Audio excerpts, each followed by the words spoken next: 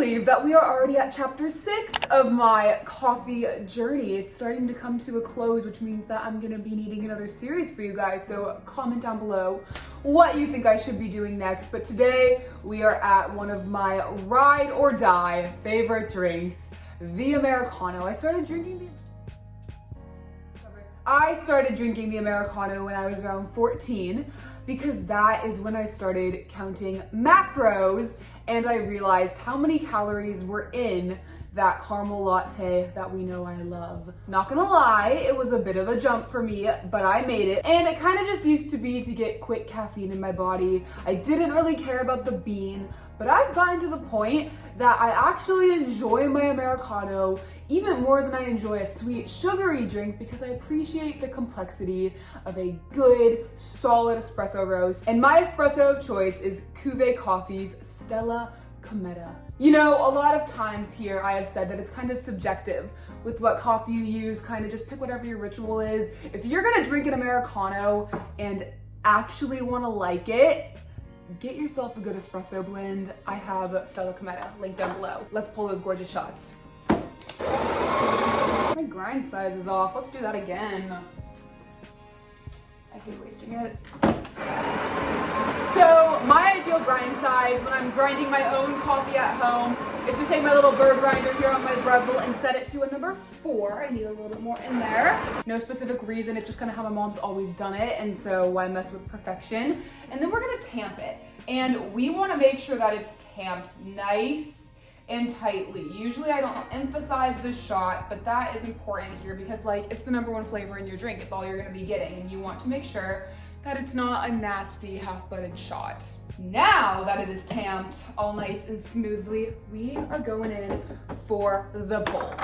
And when I pull my shots, I used to put them in a shot glass and I would get them into the water as quickly as possible because I had this like thought that they'd go flat. Don't know where it came from, but when I was talking to Mike McKim back in October, who is the founder of Cuvée Coffee, he told me that that actually doesn't matter and that he usually just puts it right into the glass mug. So I like to use a glass mug because I can see the layers of crema and I can make sure that I'm serving a good shot.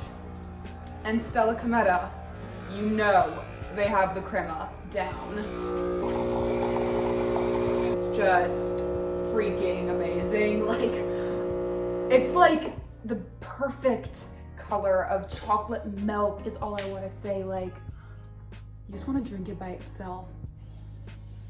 I need a Stella Cometa candle. Now that we have our espresso pulled, I'm gonna throw my shot puck out and I'm gonna finish heating up my hot water in my gooseneck kettle, which I will show you guys in a minute, but I can pull the hot water right out of my Breville here by just pushing the little knob that I'd froth them up with backwards. But I invested in a gooseneck kettle and I feel the need to flex it whenever possible. So we're gonna be doing that today. I'm heating the water up to 100 degrees Celsius or about 200 degrees Fahrenheit. We're at about 76 right now, so we will be there in 1 second. Okay, our water is about ready, so it's time to get that pour action in and get that beautiful, amazing color. Look at that. It looks impeccable when you still have that foamy little layer of crema on top. This is a beautiful moment to bring back the 4 principles of coffee tasting. How do we do it, kids? First, we smell the coffee. Does it smell sweet in a fruity way? Does it smell sweet in a chocolatey way?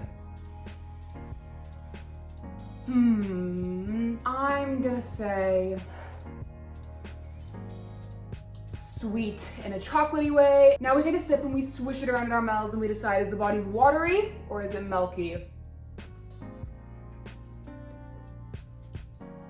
That was hot. I'm gonna put an ice cube in it.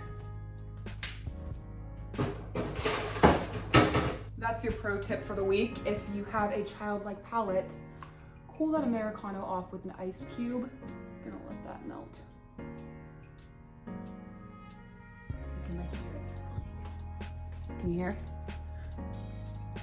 It's an ASMR moment for you guys. Now that we have accommodated for my childish palate, take 2, we are going to evaluate for body. And that means that we're gonna take a sip, swoosh it around in our mouths and see if it is milky or watery. And it has that just thick, milky body that makes you feel like you'd be ruining the cup by adding creamer. Next principle of coffee tasting is acidity. Same thing, swoosh it around in your mouth and we're gonna see where it hits my palate. So I get it on like the sides of my tongue, and then right as you swallow, like a nice burst of it on the tip of your tongue. Very smooth, of course, delicious. And then we take a final sip and we see if the sweetness is chocolatey or if the sweetness is fruity, and any other overall flavor notes, of course. I would tend to say, and I have a novice palate, so I could be butchering my beloved Stella Cometa. I'm so sorry, Cuvée, if I am, but this is just how I'm getting it. I would say that the sweetness has like a little bit of like a dark chocolatey kick, but it also has that acidity that makes me want to say fruity. Overall, I enjoy the experience of every sip. I think that is delicious. Usually when I make drinks for these videos, I hand them off to like my family, but I'm gonna finish this. I finish it every time. It's amazing. It's one of my favorite coffee rituals and one that I always come back to. I hope you enjoyed learning how to make an Americano with me today. I definitely had a great time, and I would love if you would consider subscribing down below with that button so that you can follow me on the rest of my journey. See you there, guys.